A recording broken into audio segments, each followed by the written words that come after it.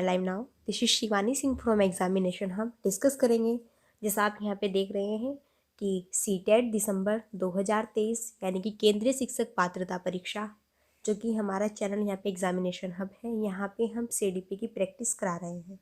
और मैंने आपको यहाँ पे 9 प्रैक्टिस सेट करा दिए हैं, ये 10 है। तो जिस फ्रेंड्स ने भी अभी तक 9 नहीं देखे हैं तो वो चेक करके प्लेलिस्ट दी हुई है, देख लेना। ओके, बहुत इंपॉर्टेंट है। सो फ्रेंड्स, इंपॉर्टेंट सेशन है यहाँ पे। 30 MCQ क्वेश्चन, पूरा मॉडल पेपर होगा, बहुत बेस्ट सेशन होगा। ऑल सारे ऑप्शंस यहाँ पे जो है हम आपके सामने डिस्कशन करेंगे। सो जो भी यहाँ पे फर्स्ट टाइम आया है एग्जामिनेशन हब चैनल पर, तो आप चैनल को सब्सक्राइब कर सकते हैं अगर आपको अच्छा लगे। ओके, सारे यहाँ पे सिर्फ ओनली हमारे सीटेट बेस्ड पैडालॉजी क्वेश्चन रहेंगे, मॉडल पेपर वाले। Okay, previous year question paper. तो वीडियो को जो भी स्किप करेगा तो समझो आपके क्वेश्चन यहाँ पे स्किप हुए। ओके, तो आइए फिर देखते हैं यहाँ टारगेट सीटेट दिसंबर 2023। फर्स्ट यहाँ क्वेश्चन है कि यद्यपि विकास के क्षेत्र कुछ पहलुओं में एक दूसरे के साथ ओवरलैप होते हैं, फिर भी विकास का निम्नलिखित में से कौन सा क्षेत्र विशेष रूप से स्वयं और दूसरों के बारे में भावनाओं की प्रगति का अध्ययन करने का प्रयास करता है। जो विकास होता है इसके कुछ पहलू एक दूसरे के साथ ओवरलैप होते हैं, और फिर विकास इनमें से कौन सा क्षेत्र विशेष रूप से स्वयं और दूसरों के बारे में जो भावनाएं होती है, जो प्रकृति होती है, इसका अध्ययन करने का प्रयास करता है। तो यहाँ पे 4 ऑप्शंस दिए हुए हैं: नैतिक विकास, भाषा विकास, शारीरिक विकास या फिर भावनात्मक विकास।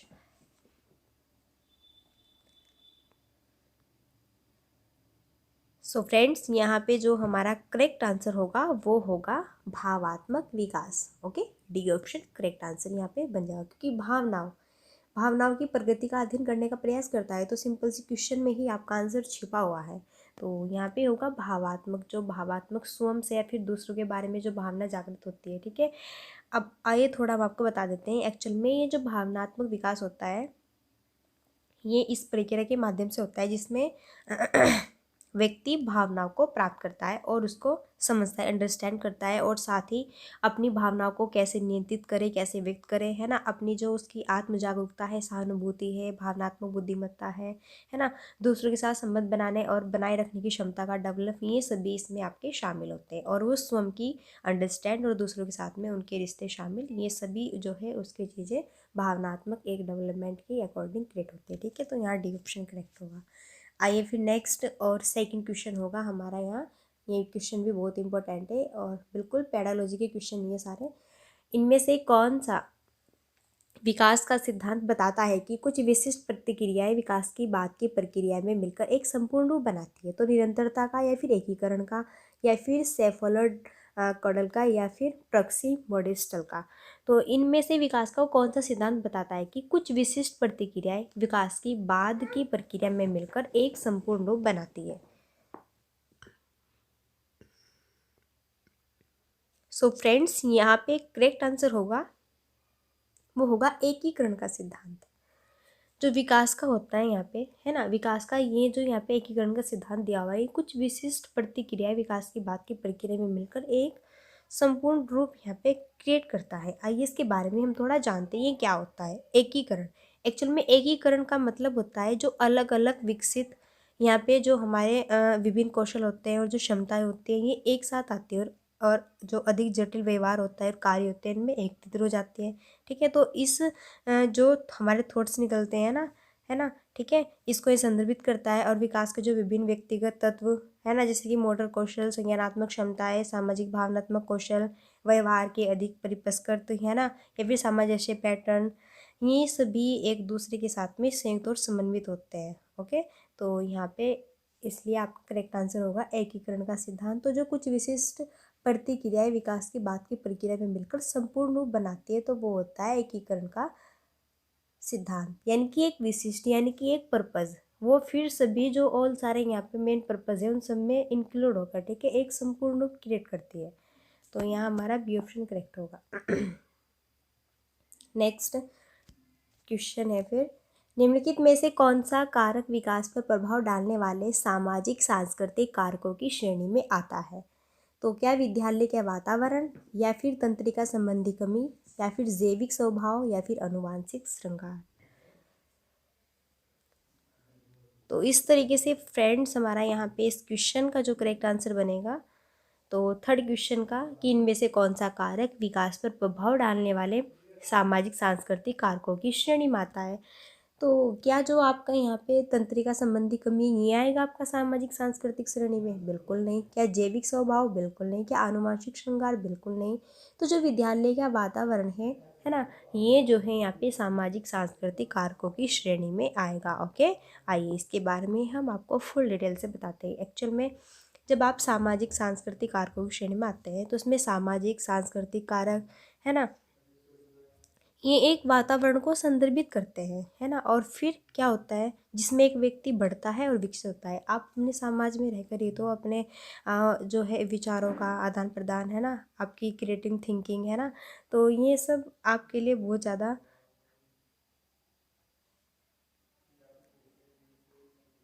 तो इस तरह से हमारा यहाँ पे जो है सामाजिक सांस्कृतिक ये बेस्ट इसके लिए होगा। ठीक, सो फ्रेंड्स, और इनमें क्या होता है, जो आपकी फैमिली है ना, जो समुदाय, शिक्षा, सामाजिक मानदंड, सांस्कृतिक प्रथाएं, है ना, ये सभी आपके पहलू इसमें शामिल होते हैं। तो इसमें आपका विद्यालय का वातावरण हो या फिर सामाजिक, है ना, तो ये सभी सारी चीज़ें इसमें, यानी कि एक पूरा समग्र वातावरण मिलकर, है ना, तो तभी आप एक अच्छा यहाँ पे उसकी जो है सामाजिक सांस्कृतिक कारक की श्रेणी को क्रिएट कर सकते हैं। ठीक है, तो इस तरह से हमारा यहाँ पे ये ऑप्शन इसका करेक्ट आंसर बनेगा।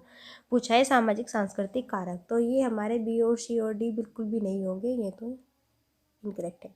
जीन पियाजे के संज्ञानात्मक विकास के सिद्धांत के अनुसार एक शिक्षक को 7 से 11 वर्षीय आयु के छात्रों को स्वतंत्र रूप से काम करने के लिए ब्लैंक की आवश्यकता वाले कार्य देने चाहिए। तो कैसे कार्य देने चाहिए जीन पियाजे के अकॉर्डिंग? पहले तो आप ये यहाँ पे समझ लो कि जीन पियाजे कहाँ के रहने वाले हैं, ये स्विट्जरलैंड के रहने वाले हैं। और जो यहाँ पे जो वे है ना बुद्धि बुद्धि बुद्धि के जो जन्मदाता है, कौन? बिने, है ना, उनके फ्रेंड्स भी हैं ये। तो फ्रेंड्स, जो जीन पियाजे हैं स्विट्जरलैंड के रहने वाले हैं। अच्छा, इन्होंने कौन सा सिद्धांत दिया? तो संज्ञानात्मक विकास का सिद्धांत दिया, है ना। और इन्होंने कितने सिद्धांत बताए? 4 सिद्धांत बताए। कौन कौन से बताए? एक तो संवेदी सिद्धांत, है ना, एक पूर्व संक्रियात्मक, एक मूर्त संक्रियात्मक और एक अमूर्त संक्रियात्मक। तो इन्होंने 7 से 11, ये जो 7 से 11 वाली इन्होंने मूर्त संक्रियात्मक की यहाँ पे स्टेज बताई है। तो इसमें छात्रों को स्वतंत्र रूप से काम करने के लिए किसकी आवश्यकताओं के अकॉर्डिंग कार्य देने चाहिए। तो क्या यहाँ पे काल्पनिक निगमनात्मक तर्क ये कर सकते हैं इस वाले स्टेज में? क्या प्रतिवर्ती सोच ये सोच सकते हैं इस वाले स्टेज में, है ना। या फिर क्या एक निष्क्रिय अनुकरण करते हैं, या फिर क्या वस्तु स्थायित्व करते हैं? तो जो वस्तु स्थायित्व होगा ये बिल्कुल नहीं होगा। निष्क्रिय अनुकरण ये भी नहीं होगा, है ना, क्योंकि अनुकरण जो होता है भाई करते हैं, अनुकरण तो आपका फर्स्ट स्टेज में आता है, जो इंद्रिय जनित जो होती है ना आपकी वो, तो उस वाले स्टेज में आता है सबसे फर्स्ट वाले में। काल्पनिक निगमनात्मक तर्क, तो तर्क तो आप निगमनात्मक ये किस में करते हैं? अमूर्त वाले स्टेज में करते हैं। तो जो प्रतिवर्ती सोच है ना, यानी कि आप सोचना चीज़ों को प्रारंभ कर देते हैं, है ना, थोड़ा थोड़ा तर्क लगाना भी स्टार्ट कर देते हैं, है ना। तो इस तरह से यहाँ हमारा बी ऑप्शन करेक्ट होगा इस क्वेश्चन का। और जैसे मैंने बताया आपको कि जो जीन पियाजे हैं ये अपने आप में बहुत ही बेस्ट यहाँ पे एक मनोवैज्ञानिक माने जाते हैं। और इन्होंने जो है संज्ञानात्मक विकास का यहाँ पे सिद्धांत दिया है। स्विट्जरलैंड के रहने वाले हैं। 4 इन्होंने अपने जो है यहाँ पे सिद्धांत बताए हैं। और ये जो है बिलीव किस पे करते हैं? ये बिलीव करते हैं, यानी कि खोज के माध्यम से ही बच्चा सीखता है, ये इन चीज़ों पर बिलीव करते हैं। ओके, चलिए फिर यहीं पे हमारा जो है नेक्स्ट क्वेश्चन रहेगा। और नेक्स्ट है, जीन पियाजे के संज्ञानात्मक विकास के सिद्धांत के अनुसार किस चरण में अधिकांश बच्चे अमूर्त समस्याओं को तार्किक तरीके से हल करने में सक्षम हो जाते हैं? तो फिर से यहाँ पे हमारा जो है जीन पियाजे का क्वेश्चन है ये। और सो आई होप आपको ये अच्छे से जो है अब आप इसको कर सकते हैं जीन पियाजे के संज्ञानात्मक विकास के अकॉर्डिंग। अब ये जो है कहते हैं कि बच्चे किस चरण में अमूर्त समस्याओं को तार्किक तरीके से हल करना स्टार्ट कर देते हैं। तो क्या सेंसोरी मोटर, या फिर पूर्व संक्रियात्मक, या फिर ठोस संक्रियात्मक, या फिर औपचारिक परिचालन? तो जो यहाँ पे अमूर्त समस्याएं यानी कि जो दिखाई नहीं देती, और इन चीज़ों को हम सॉल्व करना स्टार्ट कर देते हैं, है ना, तर्क लगाना स्टार्ट कर देते हैं, सॉल्यूशन निकालने में सक्षम हो जाते हैं। तो वो स्टेज आपकी लास्ट वाली स्टेज होती है, जो कि हमारी अमूर्त, या फिर हम इसको औपचारिक परिचालन के नाम से भी जानते हैं, है ना। इसको हम अमूर्त भी कहते हैं और औपचारिक परिचालन भी कहते हैं, है ना। इसके बहुत सारे नाम है ना। औपचारिक संक्रियात्मक अवस्था भी कहते हैं। तो यहाँ पे इनकी ये 4 स्टेज होगी जीन पियाजे की। और इस स्टेज में जो है जो भी समस्या समाधान होती है, इन पे ये अपने तर्क लगाना स्टार्ट कर देते हैं। ओके, तो बस यही है आपका, वैसे आप जानते ही हैं। चलिए नेक्स्ट है फिर, नूरी अन्य कार्यों का मूल्यांकन इस तर्क के आधार पर करती है कि समाज के प्रति हमारे कुछ कर्तव्य हैं और हमें उसके लिए नियमों का पालन करना चाहिए। तो लॉरेंस कोहलबर्ग के अकॉर्डिंग नूरी वर्तमान में नैतिक तर्क की किस अवस्था में है। नूरी जो है जब वो अन्य कार्यों का मूल्यांकन करती है तो वो तर्क के आधार पर ये यहाँ पे कहती है कि समाज के प्रति हमारे कुछ कर्तव्य भी है, जो कि हमें उनका पालन भी करना चाहिए। तो लॉरेंस कोहलबर्ग के अकॉर्डिंग ये कौन सी अवस्था में आएगा।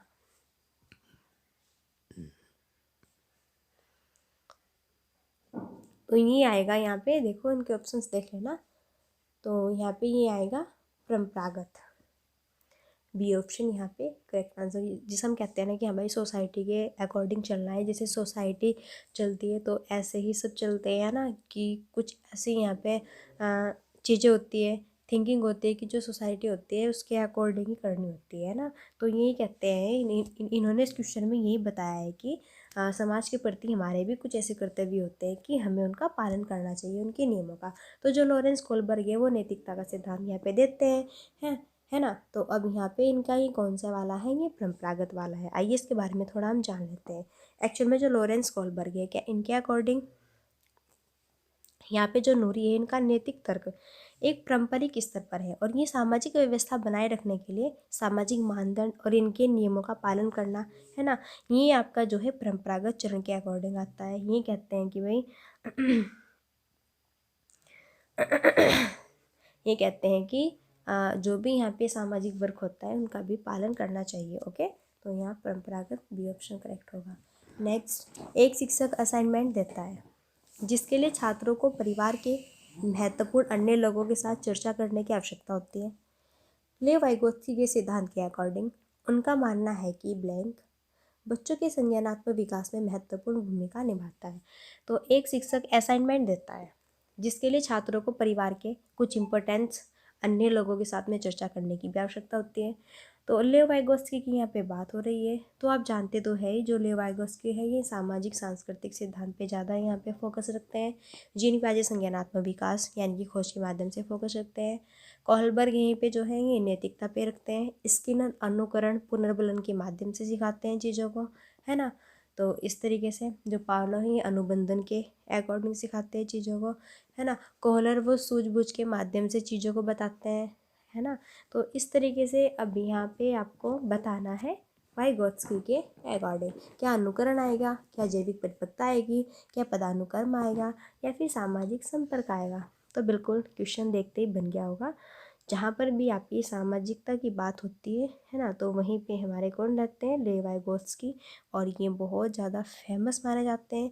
ये कहते हैं कि यहाँ पे सामाजिक संपर्क में बच्चों के संज्ञानात्मक विकास में एक इम्पोर्टेंस भूमिका यहाँ पे रहती है।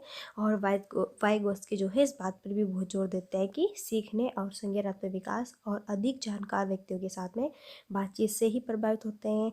यानी कि परस्पर जब ये आपस में चर्चा करते हैं, एक दूसरे के माध्यम से चीज़ों का आदान प्रदान करते हैं, तब ये अच्छे बेहतर तरीके से चीज़ों को सीखते हैं। तो ये सामाजिक संपर्क यहाँ पे हमारा करेक्ट आंसर हो जाएगा। नेक्स्ट भी क्वेश्चन इनका ही है। लेव वाइगोत्स्की के विचारों के अनुसार एक शिक्षक को क्या करना चाहिए। तो लेव वाइगोत्स्की का फिर से क्वेश्चन लेव वाइगोत्स्की का ही है। तो इनके अकॉर्डिंग एक टीचर्स को क्या करना चाहिए, किसी भी परिस्थिति में छात्रों को संकेत देने से बचें, किसी समस्या पर काम करते समय छात्रों को अपने विचारों को मौखिक रूप से व्यक्त करने के लिए हतोत्साहित करना, या फिर छात्रों के बीच में चर्चा और बहस के प्रोत्साहित करना, या फिर सीखने को छात्रों के सामाजिक सांस्कृतिक संदर्भ से स्वतंत्र देखें। तो इस तरीके से यहाँ जो करेक्ट आंसर बनेगा वो क्या होगा। तो लेव वैगोत्स्की के अकॉर्डिंग क्या संकेत या संकेत देने से बचे हैं तो गलत है। या फिर किसी समस्या पर काम करते समय छात्रों को अपने विचारों और मौखिक को व्यक्त करने के लिए हतोत्साहित तो नहीं प्रोत्साहित होता, तो बिल्कुल बेस्ट ऑप्शन यही होता है ना। तो यहाँ पे इनको एक स्वतंत्र देखे यानी कि अलग अलग देखे, तो क्या सामाजिक सांस्कृतिक एक दूसरे से अलग है? नहीं, एक दूसरे से जुड़ी हुई है, रिलेटेड है, संबंधित है। ओके, तो बिल्कुल सी ऑप्शन ही सही होगा फिर कि छात्रों के बीच में चर्चा कीजिए और बहस को प्रोत्साहित करना, यानी कि आपस में चर्चा के माध्यम से, है ना, अच्छे से वो सीख सकते हैं। तो आप इसको फॉलो कीजिए, ये हमारा बेस्ट यहाँ पे होगा। नेक्स्ट फिर से लेव वाइगोत्स्की के अकॉर्डिंग यहाँ पे हमारा क्वेश्चन रहता है। लेव वाइगोत्स्की का मानना था कि उच्च कर्म की मानसिक प्रक्रियाओं की मध्यस्थता की जाती है। मनोवैज्ञानिक उपकरण, पुरस्कार और दंड, कंडीशनिंग या फिर स्मरण करना। तो लेव वाइगोत्स्की का मानना है कि उस कर्म की मानसिक प्रक्रियाओं की मध्यस्थता की जाती है। कैसे? मनोवैज्ञानिक उपकरण के अकॉर्डिंग। पुरस्कार व दंड बिल्कुल नहीं, कंडीशनिंग ये तो उनका नहीं होगा, स्मरण करना ये तो यहाँ पे गलत होगा। लेव वाइगोत्स्की यहाँ पे ये कहते हैं कि सामाजिक सांस्कृतिक सिद्धांत के अकॉर्डिंग ये उपकरण जिनमें भाषा, संकेत, प्रतीक, संस्कृति, कलाकृति ये सभी शामिल होते हैं, है ना, तो एक दूसरे के अकॉर्डिंग इन चीज़ों में ये बहुत ही इंपॉर्टेंस रखते हैं, है ना। और वाइगोत्स्की ने ये भी तर्क दिया है कि मनोवैज्ञानिक उपकरण केवल बाहरी सहायता ही नहीं है, बल्कि ये सभी सामाजिक जो संपर्क है इनके माध्यम से व्यक्तित्व के अकॉर्डिंग आंतरिक रूप से अपनाए जाते हैं। ओके, तो यहाँ पे मनोवैज्ञानिक उपकरण इनका बेस्ट आंसर होगा। नेक्स्ट क्वेश्चन है फिर, हार्वर्ड गार्डनर के सिद्धांत के अकॉर्डिंग जो छात्र दूसरों की भावनाओं, मनोदशा और इरादों को समझने में अच्छे होते हैं उनमें उच्च स्तर की ब्लैंक प्रकार की बुद्धि होती है, पारस्परिक, स्थानिक, संगीतमय या फिर अंतर्वैयक्तिक। हार्वर्ड जो गार्डनर है ये यहाँ पे बहुबुद्धि का सिद्धांत देते हैं और ये कहते हैं कि जो छात्र दूसरों की भावना, मनोदशा और इरादों को समझने में अच्छे होते हैं, यानी कि हम जब कोई बंदा हमारे सामने है हम उसकी सब सभी भावनाएं, मनोदशा, इरादे को अच्छे से समझ जाते हैं खुद से ही बिना बोले।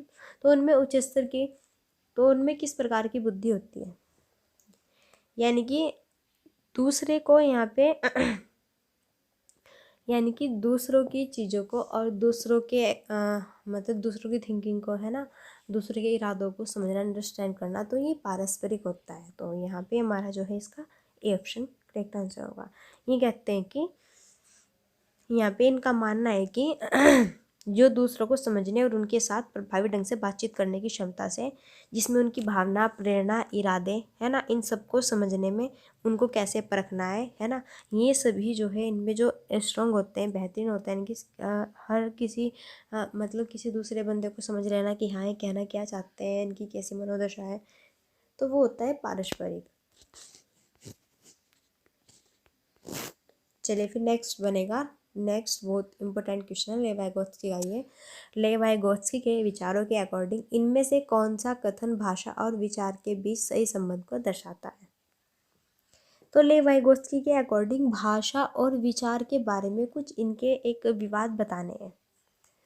क्या ये कहते हैं कि विचारों की स्वनियमन में भाषा की कोई भूमिका नहीं होती, तो ये तो खुद से ही कट हो गया, क्योंकि निगेटिव वाला ऑप्शन तो चूज ही नहीं करना। बच्चों की स्वयं निर्देशित बातचीत उनकी अहम केंद्रिता को दर्शाती है। चलो कोई नहीं, इसको देखते हैं क्या होगा फिर इसका, है ना, सही करेक्ट आंसर। वैसे यहाँ पे अहम केंद्रिता ये यहाँ पे बात करते हैं जीन पियाजे। अच्छा, क्या बच्चों की आंतरिक वाणी मौखिक सोच के आंतरिक स्तर का प्रतिनिधित्व करती है, या फिर विचारों का मौखिकरण बच्चों की समस्या समाधान कौशल में बाधा डालता है? बिल्कुल नहीं। क्या जब हम यहाँ पे एक दूसरे के सामने अपने विचारों को प्रकट करते हैं, आदान प्रदान करते हैं, तो क्या वो एक समस्या समाधान कौशल में बाधा क्रिएट करता है? बिल्कुल नहीं।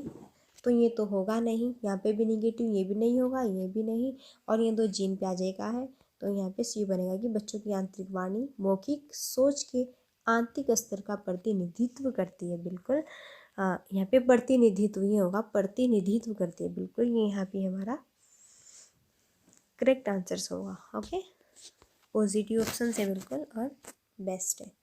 लड़के हमेशा विज्ञान में अच्छे होते हैं और लड़कियां हमेशा संगीत में अच्छी होती है, ये कथन किस चीज़ को दर्शाता है? क्या लैंगिक समानता, क्या लैंगिक समता, क्या लैंगिक पहचान या फिर लैंगिक रूढ़िवादिता? तो लड़के हमेशा विज्ञान में अच्छे होते हैं, गर्ल्स गृह विज्ञान में अच्छी होती है या फिर संगीत में अच्छी होती है ना। तो ये सारी जो थिंकिंग होती है, थॉट्स होते हैं, ये आपके दर्शाते हैं लैंगिक रूढ़िवादिता को, है ना। अब यहाँ पे गर्ल्स और बॉयज इनमें कोई भी यहाँ पे फर्क नहीं होता है भाई, है ना। क्योंकि जो गर्ल्स करती है वो बॉयज़ भी कर सकता है, जो बॉयज़ करना चाहता है वो गर्ल्स, क्योंकि ये तो है नहीं कि हाँ दफ्तर के काम सिर्फ ओनली बॉयज़ ही करेगा, गर्ल्स घर के ही करेगी, ये नहीं, गलत है। ओके, ये लैंगिक रूढ़िवादिता है, तो ये डी ऑप्शन करेक्ट होगा। नेक्स्ट कन्वेंट, कोई बात नहीं, चलो यहाँ पे देखते हैं फिर। कक्षा में छात्रों के सामाजिक सांस्कृतिक संदर्भ में विविधता कैसी होनी चाहिए? तो कक्षा में छात्रों के सामाजिक सांस्कृतिक संदर्भ में विविधता होनी चाहिए। छात्रों को उनके संदर्भ के आधार पर विभाजित करने और समाप्त की जाने वाला या फिर उपेक्षित एवं मानकीकृत पाठ्यक्रम का अभ्यास करना या फिर एक संपत्ति के रूप में माना जाता है और एक अवधारणा को पढ़ाने में उपयोग किया जाता है। या फिर छात्रों को लेबल करने और रूढ़िवादिता को मजबूत करने में मानदंड।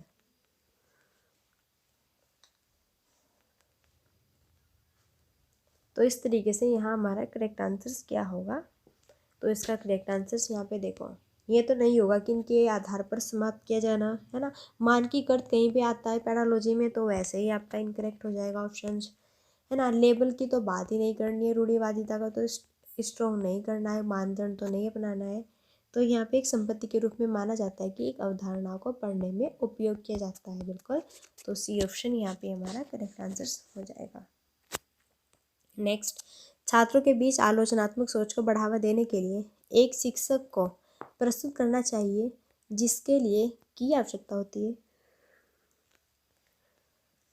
तो छात्रों के बीच आलोचनात्मक सोच वो होती है जो कि आप कई तरीके से चीज़ों को सोच सकते हैं, जिसको हम अपसारी थिंकिंग भी यहाँ पे कहते हैं। अपसारी सोच यानी कि एक सॉल्यूशन को, यानी कि एक समस्या का आप यहाँ पे सॉल्यूशन कई तरीके से निकाल सकते हैं। क्या ये खुले प्रश्न अलग सोच वाले हैं, क्या ये अंतिम प्रश्न अभिसारी सोच वाले हैं, या फिर वास्तविक जीवन के संदर्भ में समस्याएं अभिसारी सोच है, फिर गैर संबंधित परिदृश्य घोषणात्मक ज्ञान का अनुप्रयोग। तो यहाँ करेक्ट आंसर हमारा क्या होगा? तो बच्चों के बीच में आलोचनात्मक सोच को बढ़ावा देने के लिए एक शिक्षक को खुले प्रश्न प्रस्तुत करना चाहिए, जिसके लिए अलग सोच की आवश्यकता होती है, बिल्कुल। जब आपने यहाँ पे जैसा हम आपको कह सकते हैं, है ना, सर मैंने आपको बोल दिया कि 15 आपको कैसे कैसे बनाना है, कैसे कैसे किस किस किन चीज़ों से प्लस प्लस करके आप 15 को बना सकते हैं। तो आप कहेंगे 10 + 5 15 हो गया, है ना। या आप यहाँ पे 12 + 3 ये भी 15 हो गया, है ना। या फिर आप कुछ भी कह सकते हैं। तो आप अलग अलग माध्यम के तरीके से आप चीज़ों को यहाँ पे इसका क्वेश्चन का आंसर दे सकते हैं। ओके, तो ये खुले प्रश्न वाले हैं और अलग सोच रखते हैं। तो इस तरीके से यहाँ पे हमारा इसका ये करेक्ट होगा। रचनात्मक मूल्यांकन किया जाना चाहिए ब्लैंक। मानकीकृत समूह परीक्षणों का उपयोग करना, विशेष शिक्षक द्वारा न कि नियमित शिक्षक द्वारा छात्रों के सहयोग से नियमित रूप से, या फिर केवल सत्र के आरंभ और अंत में।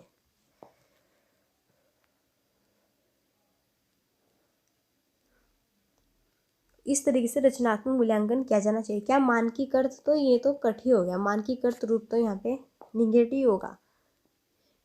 या फिर शिक्षक द्वारा न कि नियमित शिक्षक द्वारा, गलत। केवल तो वर्ड गलत ही है। तो छात्रों के सहयोग से नियमित रूप से, बिल्कुल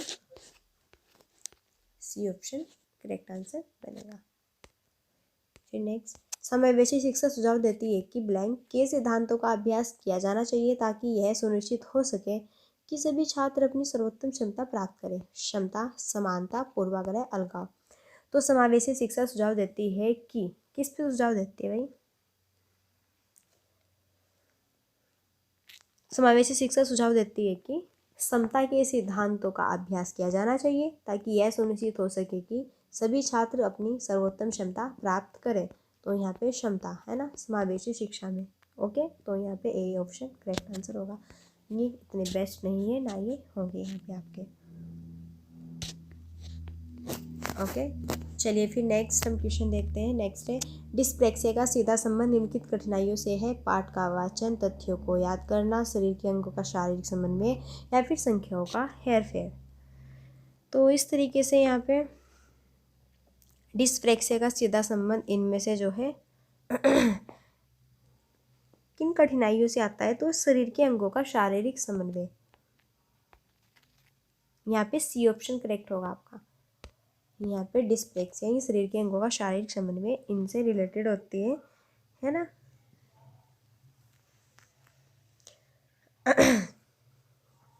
जो डिस्प्लेक्सिया होती है, डिस्प्लेक्सिया वाले व्यक्तियों के लिए चलना, लिखना, खेल जैसी गतिविधियाँ विशेष रूप से कठिन हो सकती है, जबकि जो डिस्प्लेक्सिया होते हैं ये रूप से शारीरिक समन्वय को प्रभावित करता है और ये विकास के अन्य क्षेत्रों पर भी प्रभाव डालता है।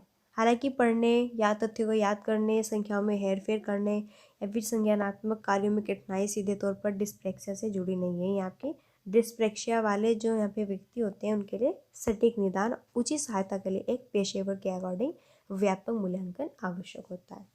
तो डिस्प्लेक्सिया का सीधा संबंध इनमें से शरीर के अंगों का शारीरिक समन्वय की कठिनाइयों से है। तो हमारा यहाँ पे सी ऑप्शन करेक्ट होगा। सो फ्रेंड्स, चलिए फिर मिलते हैं। चलो इतने क्वेश्चन रखते हैं यहाँ पे। आई होप आपको ये बहुत बेस्ट लगे होंगे। और नेक्स्ट, क्योंकि टाइम भी यहाँ पे हमारा अवर हो गया, सिर्फ ऑनली में यहाँ पे जो आधा घंटा होता है इतनी क्लासेस रखती हूँ जितने आपने जाती है ना, क्वेश्चन जितने जाए कोई बात नहीं। देखो समझो थोड़ा,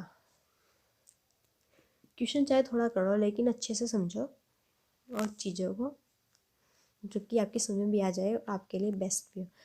तो बिल्कुल ये सारे आपके क्वेश्चन सीटेट के अकॉर्डिंग थे और आई होप कि ये आपको एग्ज़ाम्स में देखने को ज़रूर मिले।